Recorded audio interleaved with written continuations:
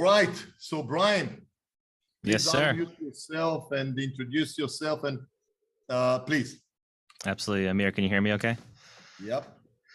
All right. Welcome, everybody. I see some familiar entrepreneurs and faces, and it's a pleasure and honor to see some new faces. So thank you all for joining our discussion today. Brian J. Esposito, I've been part of the HYPE program for quite some time. I was a long time admirer of Amir and what he was building here, and honored to be leading as a mentor and working with some great startups that have gone through the HYPE accelerator. I love to also have an interactive discussion. I know we'll be having questions later, but if I say something that sparks interest, maybe throw a question in the chat and I can touch on it if that's okay with everybody. So real quick, my overview: over the last 20 years, I've built what is known as a holding company. There's now over 85 entities in it. I've accumulated over 150 joint ventures and proudly operating in over 25 different industries around the world. I'm humbled that continues to grow as I start, acquire, or merge with new companies and projects. But over the last few years, what I really love to do and find very rewarding is I get to work with startups, even up to Fortune 500 companies, and help them succeed. What we do is we take everything that I've built, so it's my access, relationships, partnerships, even the way that I think and strategize and the way that I work, and I put together real opportunities and a pipeline of real business, tangible assets where we can help startups succeed. And as Amir was saying, it may be a little bit of a turbulent time out there throughout the world, coming off of a global shutdown. But if you are going to be an entrepreneur, and as Amir mentioned, in 2008, what was happening there, I started my professional career in the late 90s. So I've seen the dot-com bubble, I've seen the banking crisis, I've seen the housing crisis, and I've experienced every up and down you can think of, in addition to trying to help my companies succeed and survive. So if you are an entrepreneur and you are a startup founder, you are one of the strongest people out there because you took yourself out of that safe game. You left your corporate job. You're no longer a teacher, and you're going after your passions and your dreams. That's what I'm addicted to, and that's why I love to help companies like yours succeed.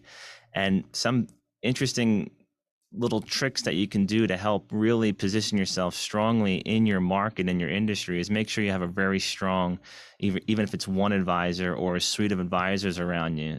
The fact that you're part of HYPE, you're well ahead of the game because you can utilize the tremendous resources and access and relationships here to help strategize your company, your technology, or your solution to start being in business and start to move yourself forward. A lot of people talk the unicorn game. I do not. I prefer old school, strategic, slow, healthy, steady, revenue generating companies. If you're going to go into business, you need to be able to generate revenues, and you need to be able to generate positive earnings so you can reward yourself for your hard work, so you can pay and reward all the employees and stakeholders that are part of your process with you, which is why having an advisor or someone that really believes in your company and is part of your company, that knows the market that you're going into, that has relationships in that market, it's well worth your time to take a minute and go through places like LinkedIn, Twitter, Crunchbase, any of these platforms where you can see where people are investing their money, what companies they're part of. And if you want to be part of those companies or work with those companies or have some sort of alliance with those companies, utilize people that know the people leading there. You know, you don't always have to be the person knocking on the doors and getting the interview or getting the discussion going. You can utilize people that you want to surround yourself with. I'm a strong believer you need to surround yourself with good, positive energy, great people that believe in you first and foremost, and then that believe in the company that you're creating and that you started. Anybody that's currently part of your world that may be toxic, that may be draining energy from you, you gotta cut them out like a cancer. There's no way you can succeed if there's people around you that don't believe in you and that aren't supporting you.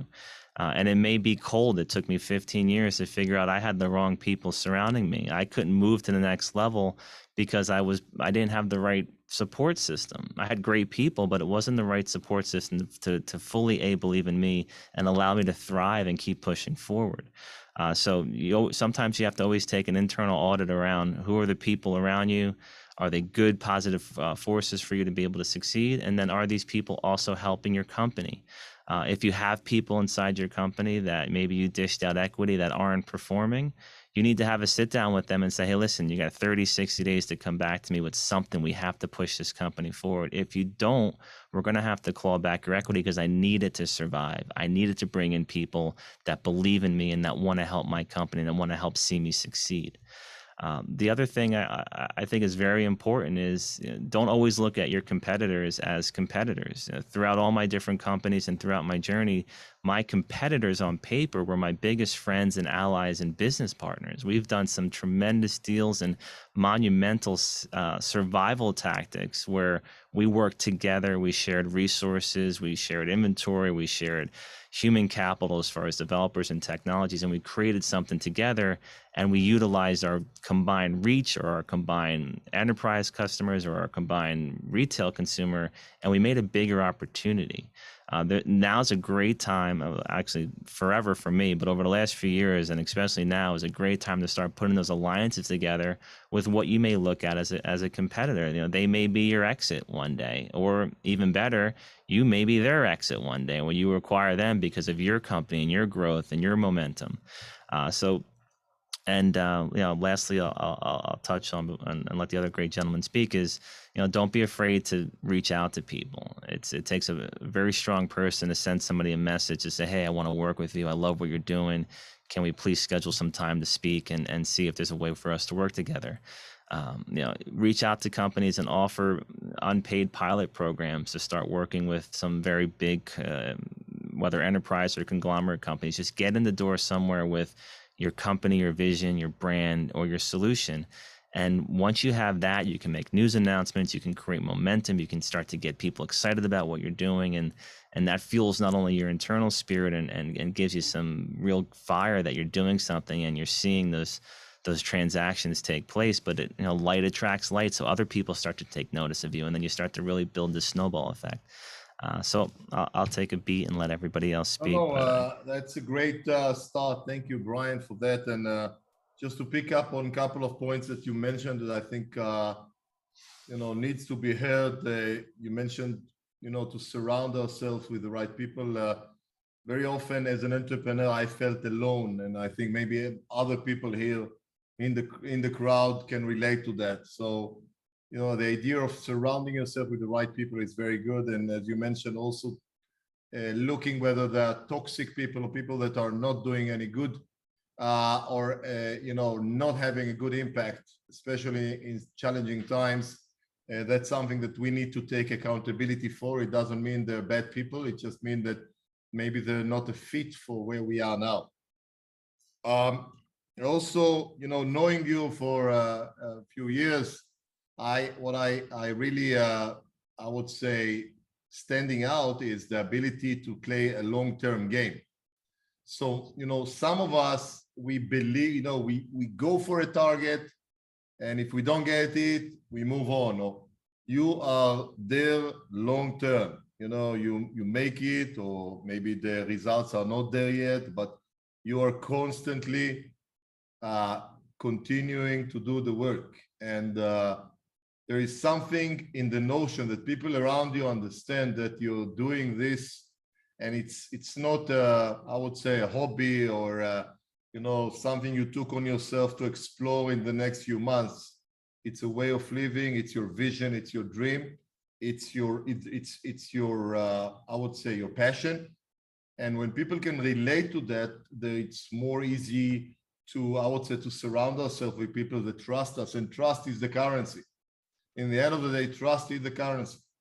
Whatever the other ideas are nice, but when trust is there, when there is no trust, it's about send me every document, and these guys will kill you.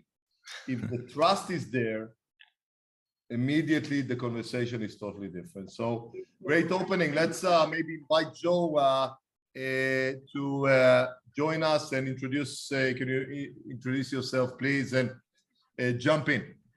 Yeah, sure thing. Hey guys, thanks for taking the time today, and pleasure to meet you all and say hello. I'm a part of Hero Capital, which is a UK-based fund. We started off back in 2017, 2018 with a focus on interactive entertainment, gaming, and metaverse and digital tools and tech. My background, I come from historical finance, so investment banking and private equity, and then ultimately transitioned over to the early stage side. Spent some time on the corporate side within gaming. So I was at Activision Blizzard most recently on the corp dev and M&A team before joining Hero Capital here to help them invest and grow. The first fund was around 100 million euros, and now they're onto the second fund, which is a 300 million euro fund. We're excited to invest between seed and Series B, and so looking for great companies, great founders. And I know there's some discussion now about turbulent times and it being a rough economic climate.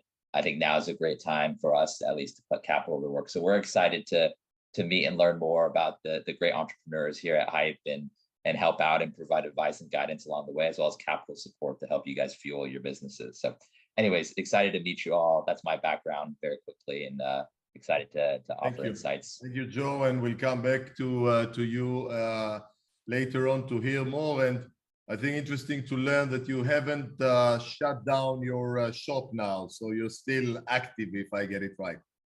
No, absolutely. I think we just started Fund 2, so we have a lot of dry powder to go invest in, and take advantage of what we perceive to be kind of a softer climate for evaluations. So, anyways, excited. And it's probably not necessarily a bad time for investors now. If you have the capital, you probably can get much better deal that you could have got 6 months ago. But we can get into this a little bit later. Alejandro, welcome. Hi, man. Thank you, and thank you, everyone. Happy to meet you all. I'm Alejandro Gonzalez. I'm a managing partner in Redwood Ventures. We're a venture capital from Mexico. We're industry agnostic, but we are very interested right now in everything regarding the metaverse, esports. We actually just invested in an esports company doing great here in LATAM, and we are very excited to have these conversations with HYPE and getting to learn a lot about you guys as entrepreneurs and also about all the trends that's happening. My background is mostly in finance. I started more than 10 years ago. I had a company, and it was more a traditional company, not much in tech. But I sold it, and I loved the process. So the people that helped me solve that company asked me if I wanted to help to basically go work with them in investment banking. So I joined them, and I worked there for about 5 years. And the part that I loved more and as an investment banker was entrepreneurs and startups and venture capital. So I started investing in venture capital and as an angel investor, and also as an LP in other funds. So I definitely love investing as an angel investor back then, but I hated investing as an LP. So I was speaking with my 2 partners that they were my clients in the investment banking firm, and we were speaking about how we all hated being LPs and how we all love venture capital. And I said, why don't we do our own fund the way we love investing? Let's get the investors involved. Let's ask them to help the companies in the portfolio, which is the greatest part of investing. And so we did that. And in 2018, we started the first fund from our city, which is Guadalajara. And since then, we have positioned ourselves in Mexico as one of the most active fund investing since then.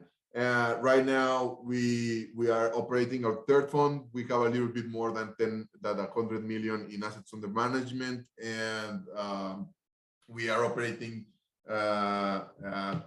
basically investing all over the world, but mostly in companies that want to address the Latin American markets, because there's where we can actually take advantage of our relations. So that's our core right now. Excellent. Thank you very much. The South American market is not a small market, and definitely a market with a lot of interest and appetite for sports. Maybe coming back to you, Brian, you're playing from different parts of the pitch. Yeah, you're from the mentor side, sometimes investor side, sometimes, of course, entrepreneur, maybe mostly by DNA. When if we're talking here to early stage founders or early stage startups, relatively, most of the companies here, looking at where we are now, maybe it's not so bad. Maybe it's just people are getting into all kind of psychology. Maybe we are making it more than it is, and things are fairly as much as they were a few months ago. Maybe if I do a poll here, maybe most of the startups, or some of them at least, will say, yeah, nothing changed, all good. What do you think about this? And if you believe something has changed, what would be your, I would say, your 5 cents when you're talking to some of your startups that you are mentoring and leading? What would be like the I would say the new structure, or the new behaviors, or the new approach that you will invite them to consider to take if times are changing a little bit? Yeah, of course. So, I want to answer that in a couple of ways. I know there's people all over the world on this call, so some of my answers may not apply to your region, but certain markets have seen a tremendous explosion over the last decade. So, with that being said, it would be foolish not to think that there would be a correction. And there's always a correction in our markets. The housing prices in certain parts of the world have gone up tremendously, especially people are leaving metropolitan areas. They're going to more town-like areas. So you're seeing home prices go up dramatically that aren't sustainable. So the corrections are good. I don't necessarily think things are bad, but that's also because I've been used to problems my entire life and my entire career. To further answer your question, Amir, it depends on the entrepreneur's financial position. That's where all the stress and anxiety and fear comes from. You don't need a lot of success to be happy. If you're buying $1 million homes and you want Ferraris and you want yachts and you want to go on very expensive vacations, you're going to need to make a lot of money. So it's a motivator for some people, but it's also a stressor. If you like simple things and you want to feel reward and you want to go out and build a nice little company that grows healthy and has support and it has stability, you can have a great life. And in order to do that, one of the first mental exercises you need to do is stop comparing yourself to anybody else. I could wake up every morning and look at Bill Gates, Bezos, and Elon Musk and hate my life and be miserable of my accomplishments. You can't do that. You got to look at what you're doing, what you're accomplishing. Everybody on this call, if you set up a company and you built a name and you have a bank account and you have some people that are around you that believe in you and you built a product or a piece of IP or some technology or a solution, you should feel on top of the world, because that's not the norm. It's a very rare person that actually makes those steps. A lot of people want to do those things. They talk about doing those things. They dream about doing those things. So you should look backwards and say, hey, look what I did. I actually did what I said I was going to do. So that's your first mental floor of support that you give yourself. The next one is go and get one customer. Don't look at getting thousands. Don't look at getting millions of customers. Go and get one customer. Go get somebody that bites into what you're offering and buys it from you. That should make you feel on top of the world. And the way that I've always built my businesses is my mindset is 1 gets you 2, 2 gets you 4, 4 gets you 8, 8 gets you 16, and that multiplier starts to really kick in. And lastly, done correctly, I'm obsessed with this NFT space because we have very successful projects that have sold out in this market. Even last week, we sold out and we continue to grow up on our Bapes or our Bapes Clan NFT, and we have multiple other ones. I love the ability to immediately create a community, which is a customer base. And I love the ability to use an NFT to be able to raise capital to support the project or your company. So while you're doing those traditional mechanisms of friends and family, you're going to the great funds or private equity, as some of the other members mentioned on this call, do those in tandem with, hey, what can I provide with my resources and my offering in an NFT market and build a community, because that community ultimately becomes your customers. So they ultimately become your sales force out there that's promoting what you're doing. They're sharing it on their social. So your name starts to really explode. You know, done right and properly balancing running your business, because you can't run your business if you're out raising money. It doesn't work. You can't be half pregnant. So you have to figure out, build a business, get some support there. And while you're doing that, strategically look for capital help to help support your business. I love investments that fuel revenues. I don't love investments that are in the hope of revenues one day. That was old me. That's a very deflating place to be as an entrepreneur and as an investor. Most of those investments disappeared. It was a tax write-off. But if you can go out and get a customer, and then it's so much easier to go and raise money to help fuel a business that's generating something. So hopefully that answers some of your points, Amir. Yes.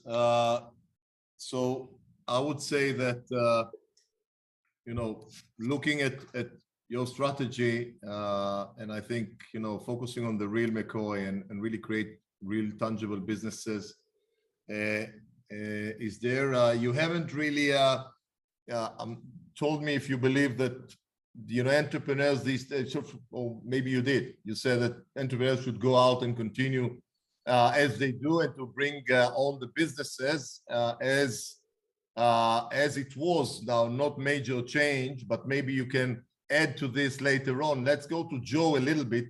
Joe, you're meeting a lot of startups every year. You know, tell us a little bit. Also, you know, the startups we have here and the founders we have here are going to meet investors. They already, some of them already raised money. Some of them are in the process of raising money. Some of them are planning to raise money in the next 6 months. You know, maybe you can share with us some of your insights in general with regards to what works and what doesn't work. And also with maybe with specific relations to where we are now. I'm just reminding before that, you can start putting your questions on the chat for our panel. So anything at all you want to ask, this is, we call it the home team. Feel free, we are learning here. Anything at all, please use it the chat, and Gomez will share this later on. Yes, Joe. Yeah, thanks for the time. Yeah, we look at thousands of companies every year at Hero Capital, from seed to Series B. And so we've started to come away with some takeaways as to what we like and we don't like. And I think you'll hear every investor say that what's most important to them is always at the team at this stage, at kind of seed and Series A. And so that, you know, that's hard to give absolute advice on, right? Everyone brings something special to the table. Everyone has a different skill set. But it's really demonstrating and making sure that comes across clearly and concisely in the pitch that you do have kind of a special team, and that the opportunity and the timing is right for you guys to chase this, and that it can be very big and very exciting. I would say, like, in recent times, what we're starting to see become more effective versus maybe what was during a time of higher liquidity, lower interest rates, a greater abundance of capital, is the focus more on the fundamentals of the business. And like for us, like, we do spend a lot of time on gaming, and I think that's a transition from maybe daily active users, monthly active users, retention numbers now, to a little bit more focus on monetization, return on ad spend, customer lifetime value, and making sure that you can scale and get to a point of, you know, attractive returns for the business, maybe not necessarily profitability, but a path to that at some point over the next 2, 3, 4 years. So I think before, you were seeing a lot of businesses raise more on the potential, and now we're asking you to pull that potential forward a little bit more and highlight and show us really how you plan on becoming a real, not necessarily profitable again, but revenue generating and a path to profitability business, and how that can be defensible and sustainable in the long term. I think the other thing was, you know, there was a focus on growth at all costs. So spend all your budget on user acquisition and make sure that you're scaling revenues as much as you can, as long as you're kind of within that magic number range that people like to talk about of growth plus profitability at a certain number. But I think now it's less of a focus on growth at all costs and more of a reasonable growth within kind of the means of your business. So if it means growing within cash flow, if it means growing and making sure that you have runway for the next 24 months or 28 months or 30 months instead of 16 and 18 months, like it was maybe a year or two ago, I think that's kind of more realistic today. So anyways, those are a few things. I don't know if there's anything specific, Amir, you want me to touch upon, but those are some learnings. Yeah, that's very useful. Joe, just on the practical side, can you run through with us like a scenario, a process where a startup is, pitching to you, or you meet him somewhere? What is the process between first time you meet him until let's say in the green track that there is a investment happening? How many meetings? What is the length of the meetings? Can you run through us a little bit the process, just for the people to grasp what is this is a typical, I would say, an investment firm process? Yeah, I think it was certainly different like a year and a half ago. I think people were trying to write term sheets within like 2 to 3 weeks within meeting someone. And I think that was a crazy time when liquidity was really abundant. I think now our process hasn't changed all that much. So we were considered relatively slower back in 2020 and 2021 compared to some of the more aggressive funds. But I would say between us and getting you a term sheet, I think there's usually between 3 to 4 meetings with the fund. And I would say the first meeting would be with 1 or 2 investment professionals at the fund. The second meeting is probably meeting 1 or 2 more that have direct experience with what you're building or have an affinity for the product you're creating. And then the third meeting is an ultimate broader fund meeting with everyone involved, so everyone can get up to speed on your business. And I think there's a final one probably to do final due diligence on the business and wrap up some loose ends. So somewhere in the neighborhood of 3, 4, 5 meetings in total before you get to term sheet. And that process can take somewhere in the neighborhood of a month to 2 months to get you an ultimate term sheet. And along the way, I think there's regular email communication, but in terms of physical meetings or digital meetings, that's kind of the pace you can expect from Hero. And it used to be a lot faster. I would say there were more aggressive funds that were doing stuff much faster kind of in 2021, but I think it's stretched out a little bit more in kind of the tighter liquidity environment we're in today. Great. That's very good. Alejandro, maybe you can share a little bit from your perspective. How do you look at startups these days? What are you looking for in startups so people can really understand the process from your angle? Sure.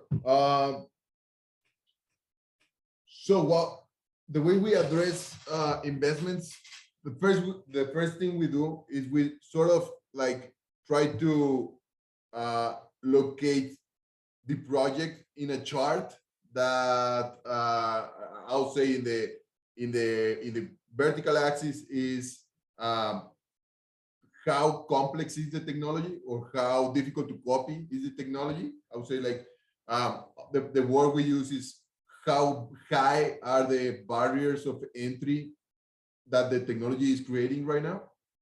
And in the y-axis, you will find or the x-axis, I don't remember which one is it.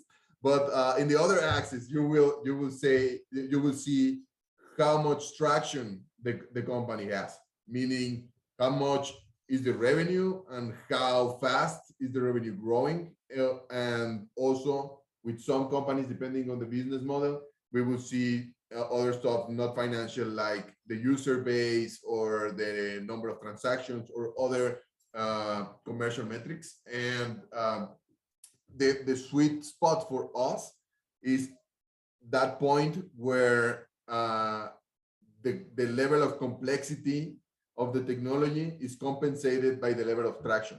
So if you have a really, really complex technology with patents or probably some scientific based technology, we can even invest pre-revenue. We don't even take a look at the commercial part of the company.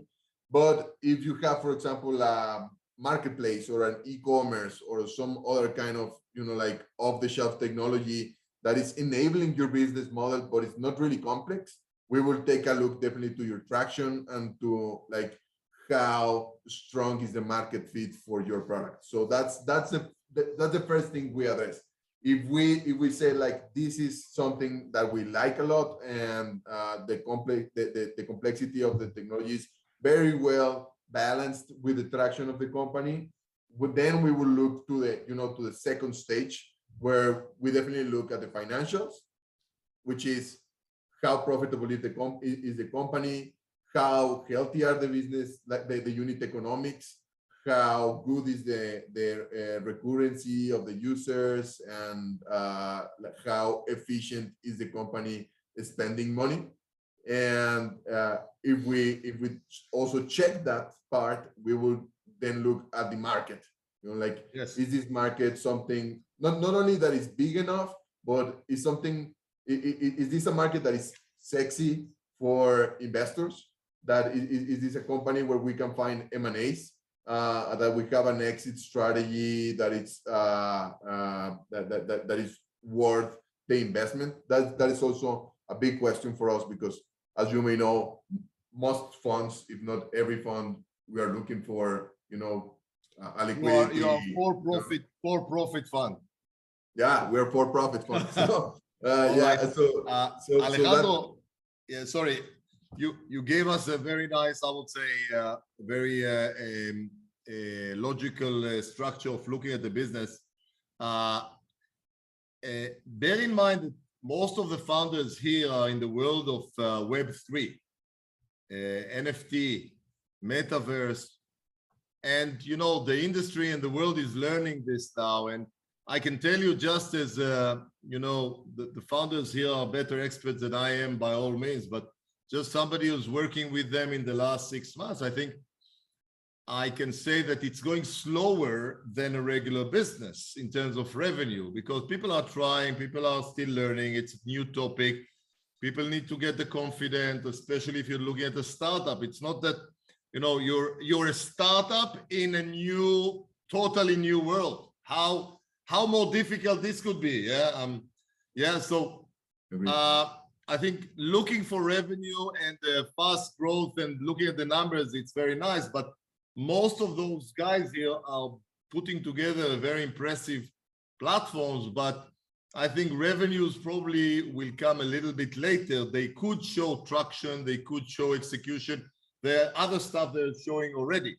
The question is, maybe for all the panel, and of course for you, Alejandro, what your recommendation for them would be, and in what cases would you look at a company, and you mentioned earlier that you're looking at also in this space as well, if they do not have revenue as yet, but what else would you look for in order to, I would say, start, engaging with them seriously?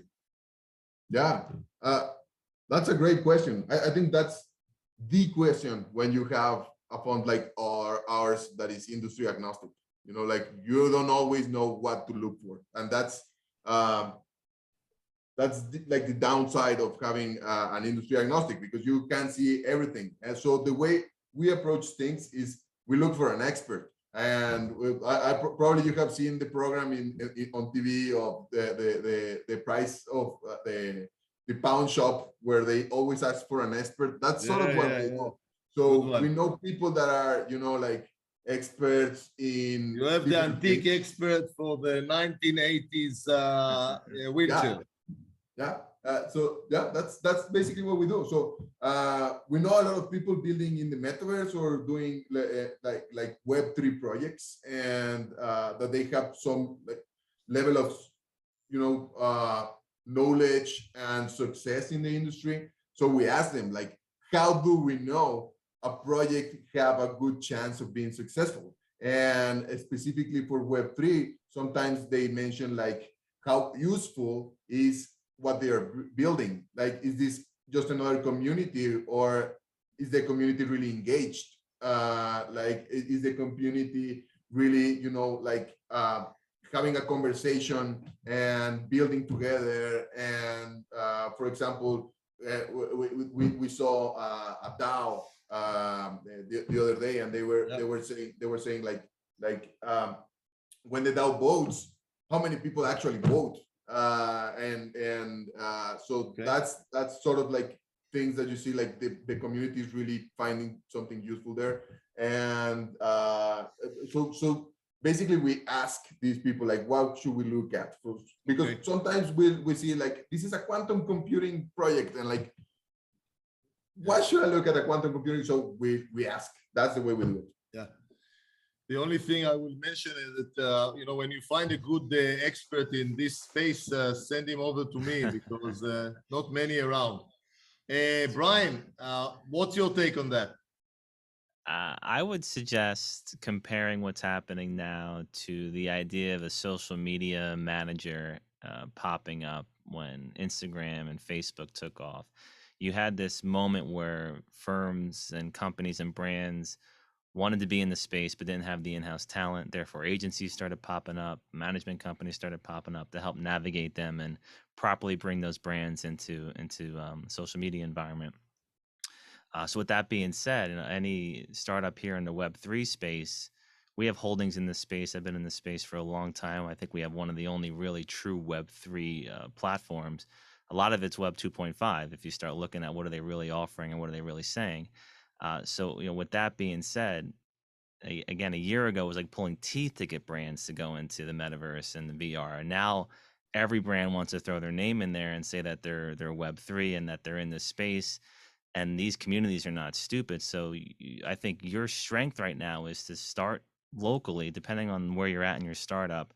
Go to local brands, maybe even some small mom and pop shops, and get your solution in the market and work with them hands on, be in their environment. How do you bring that brand into Web3 or the metaverse? How does it relate back in real life for that shop or that retail store, that brand to actually move products, to pour coffee, to move hamburgers, sell t-shirts, whatever the case may be. Take what you're building and go around your local community and start to build your business. You know, you don't have to necessarily go and partner with a Fortune 500 company to be a success. If you have a solution and you're Web3 metaverse based, go around your community and work with these companies and brands and help bring them into the market with your solution and start making revenue. So I would suggest now is a great time to be in this space, because these millions of companies around the world that know they need to be in it, and they don't know how to do it. And they need companies and solutions and people like you to help them do it correctly. Yeah. Yes. Joe, any thoughts on that? No, I think you guys covered most of it. I think for us, I think maybe your initial question was around, if you don't have revenue, what else can get us excited, or what you can do. Yeah. I think what we really like to see is that you have a lot of grit. If you don't have revenue to show for it, that you've put in sweat equity into your business, and that you've been thoughtful about the space, like you've outlined the competition. You kind of see where you have an edge, and then the timing has to be right for this opportunity as well. So I would sharpen up on those things. And I think one of the toughest things is to raise money as kind of a first-time entrepreneur. And we're certainly at fault for this. We oftentimes question, if you haven't built something before, how can you build something, great? And I think sometimes that's a little bit unfair, because just because you've built something great also doesn't necessarily mean you're going to build something great again. I think there's no mathematical science behind showcasing that. I think it's always really tough to build a great business. So it's not necessarily you build one once, then you'll have another success immediately after. So for us, I think it's, look, if you have a great pedigree, you have a great background, I think that always helps if you don't have revenue, right? Like that, I think we take that very seriously. But if you have neither, I think, again, really sharpening up on, where your edge is, the competition. You've got a great and hungry young team. You have grit. You guys are putting in sweat equity. I think that really demonstrates to us a lot of willpower and the need and want to succeed. And I think that's ultimately what builds great businesses. So I think there's ways around it. It's not easy, especially in today's environment, but it's something to focus your attention on as you get to pitch and talk to investors. Right. I would invite our founders to jump in, not all together, please, but just if you have a question for Joe, Alejandro, anybody here, yes, please open your hi. unmute yourself. Yeah, And hi. just Hi. introduce yourself and the name of your company. Yeah, thanks, Amir. Thanks everyone, all the speakers. Thank you so much for this session. My name is Amit, and I am the founder and CEO of Football Fan App. We are a Web 3.0 app where fans contribute in various forms and collect our digital token called FanCoin. So I have a question for all the three speakers, that once investment is done, what's the kind of support that is provided to startups? It's just the investment, or is it other things as well, like participating in strategy discussions, connections, networking, and all those kind of things? All right. Who wants to come first? Right. I can start if you guys want. I think, look, honestly, like, we're not going to kid ourselves here. The biggest thing we bring is capital, but you do have us on the board if we invest, and we're in active discussions with how you should think about your business strategy, hiring needs, how you guys should be thinking about monetization and the business plan going forward. And then on our side, we do a lot of product testing because we do come from a background of operational and entrepreneurship. A lot of our general partners started and founded companies that ultimately IPO'd. So they have that background and insight as to what it takes to build a public company or a scaled business. And so having them in the boardroom is really helpful. I think another area we do is we open doors, like you said, on the connection side. I think right now we're working on some IP collaborations to help out a particular developer and studio that we're working with to help get more action and greater excitement around the titles they're building. So I think opening up doors with industry experts has always been something we're keen to do, especially given the pedigree of our team and how well we're known within the industry. So I think those are a few ways we can help out. We try to help out on hiring. Honestly, it's very tough today. It's a very tough environment, but those are some areas that we try to provide support on, and I'll let the others chime in too. Yeah, thanks. Great, Joe. So first of all, I love the QR code in their background, because that was brilliant. I just downloaded your app, so well done on that. For me and my strategy is money is last. I de-risk everything now. So we work with you on building the strategy. I become part of the team, and we de-risk the trade. We bring partners, we bring in customers, we bring in IP, we help strengthen your story, we help get you momentum, and then the capital follows. So my strategy is much different, because old me would throw money away and never see it again. So that doesn't happen anymore. So I work with the companies hands-on, and I help you succeed. So it's strategic, major strategic capital that's secondary to getting your business up and running. Thank you. Other questions? Yeah, and well, in our end, like, first of all, I love the approach of you, Brian. When I grow up, I want to do that. But like, to be honest with us, I would say what we bring is money without the troubles. Like, we trust the companies that we invest, and we try not to create a lot of trouble. And probably that sounds like a nice to have, but trust me, I've seen and I've worked with many startups, and the number one reason they don't like investors is because they bring trouble. And the number one reason they like the investors is because they let them, like, work.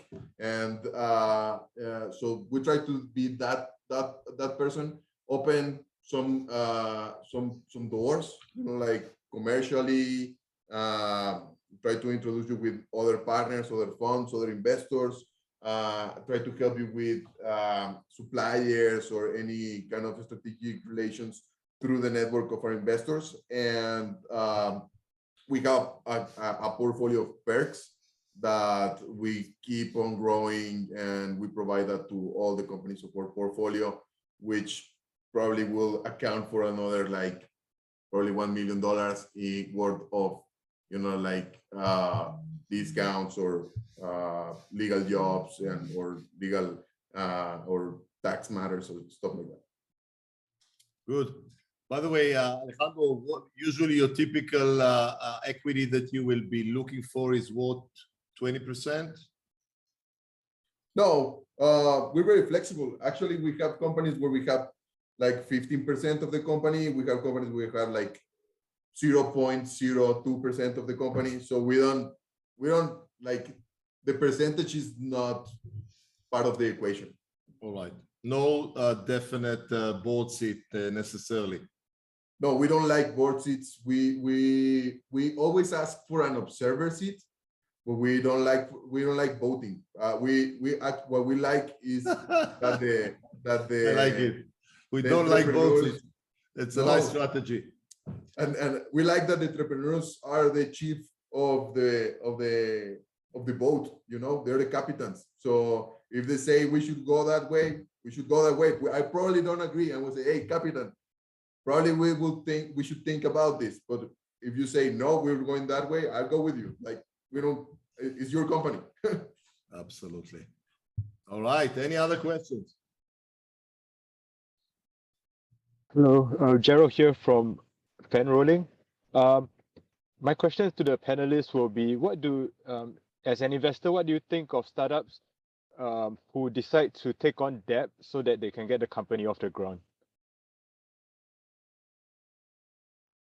I'll take that first. Over the last year was the first time I ever said I love the idea of debt because money was cheap, bank rates were low. That's starting to change a little bit. I highly only suggest that if you're generating revenue and profitable earnings. I love the idea of having a very healthy level of debt that you can sleep at night, that you can pay back with your earnings. And at the end of the day, it saves your equity. So I don't mind debt, even in this market. It's still manageable as far as not killing your margins. But it all depends upon your offering and how you can support that debt. Yeah, everything is in the details. Like, oh yeah, like if you're taking debt and it's 2% rate, interest rate, like, well, take it and present me to your banker. I want that too. But if this is like 25% interest and it's they're asking for huge collateral, and probably they're asking for taking control of the treasury of the company, and like, I've seen these kind of things that they will only kill your company. So it always depends on the details. I think there's a lot of venture debt companies right now taking advantage of the bank, of now being really competitive to the banks and offering really startup friendly or startup adequate products. So I think it's all about the conditions of the debt, and sometimes it is really the best option. Yep.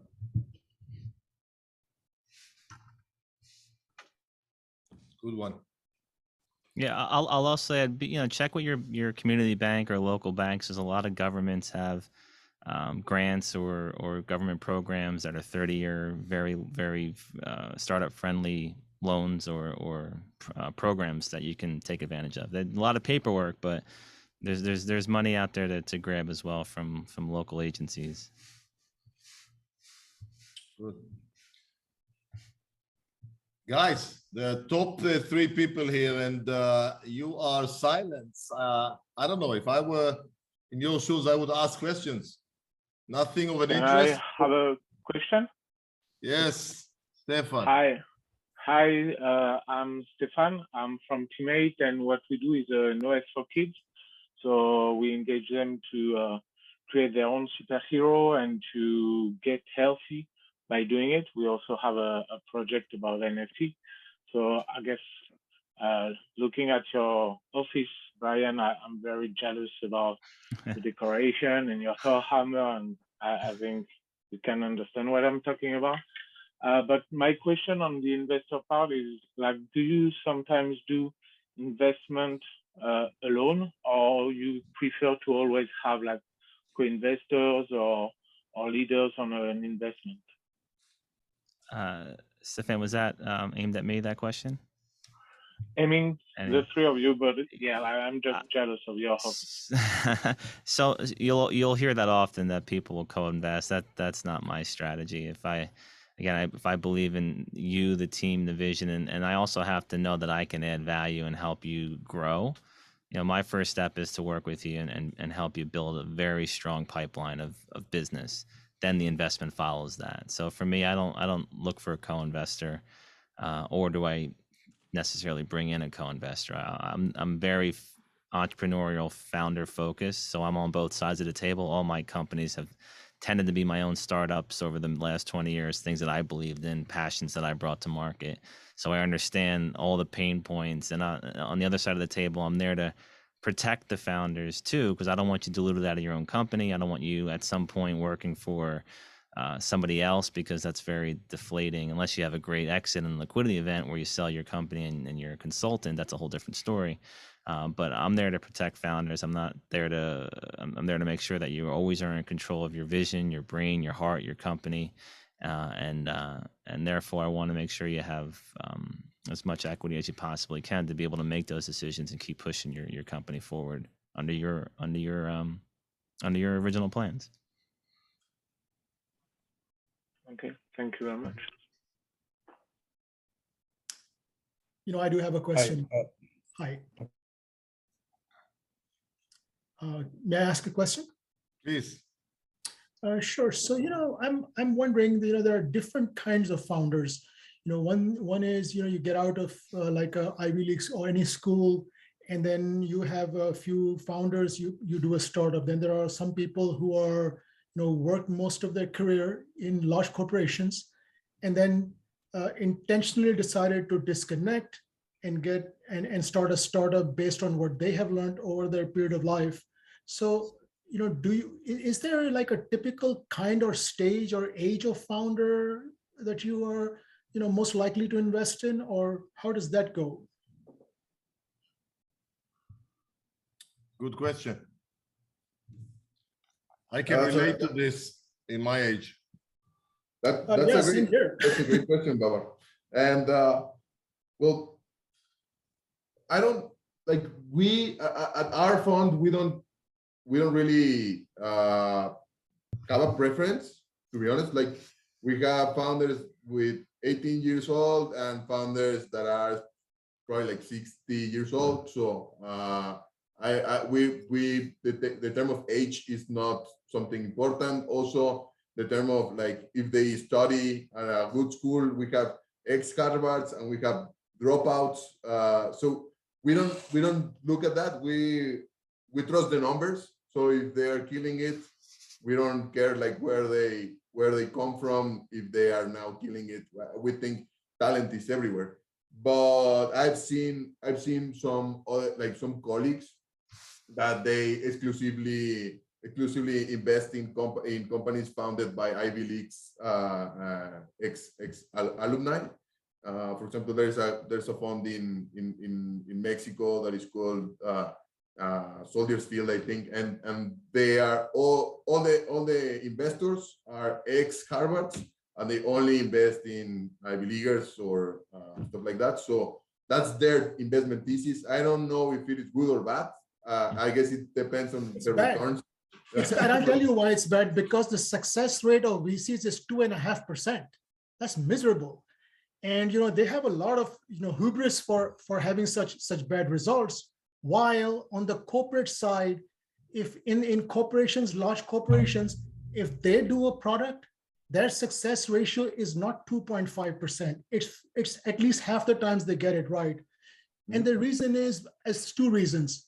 Because they're not just just throwing money at founders and taking bets, lots of small bets, but they're actually, their whole reputation, their whole company, their whole board, everything is on the line, and the founder who's doing his job is on the line. So a lot more attention, and I think that's the reason. Thank you, Baba. We have time for let's say 2 quick questions. Alan, did you want to ask something? Alan Shiba? Yes. My name is Alan. I'm actually doing Shiba Sports Metaverse with Shiba Inu. You can see the Shiba wearing sports shirt, sports NFT. Yeah, so these are all NFT characters. So my question is about because we are operating fundraising everything by token sales, and we collect money through like crypto, like Ethereums and BNB and all those. So number one, to the VC side, traditional VC look at the token sale as a revenue. Question number two, if we were to go for equity investment, so how we will not be able to show our account books and everything because we are transacted in crypto space throughout multiple wallets. So how does it works when it comes to equity investment? Let's say we want to talk to a VCs to ask them to invest into equity. So these are my two questions. That's very good questions. I'm not sure we are here the right team to answer that. Maybe I'm wrong. Brian? Well, no, I understand the place. So the capital that would come into you would be an NFT as a digital asset or a token of some sort that the capital would receive? Both. We have tokens and we have NFT sales also. Okay. So it's actually coming from both. Yeah.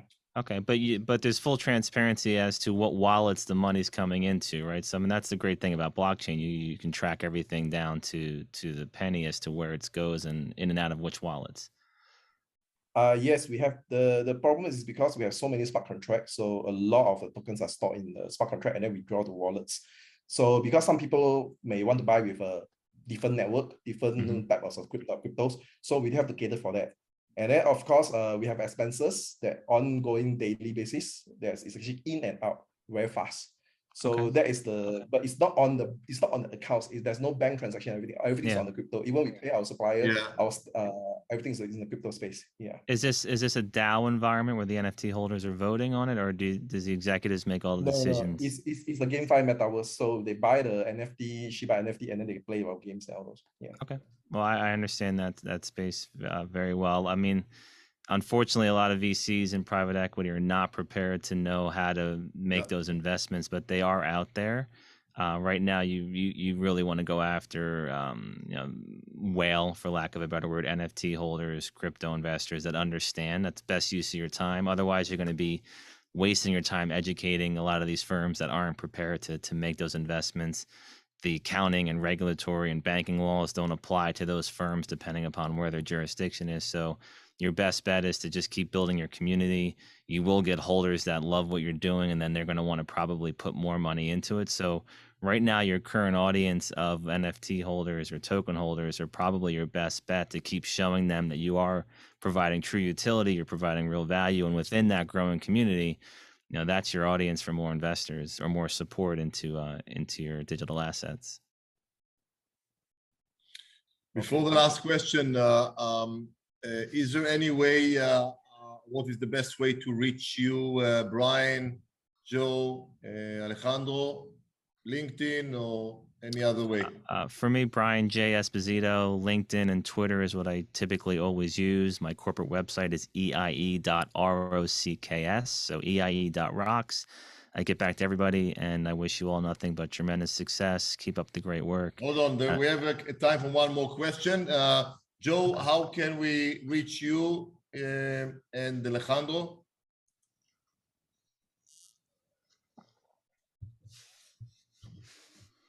Oh, we can't.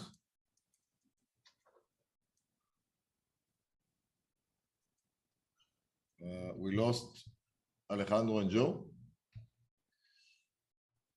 Okay.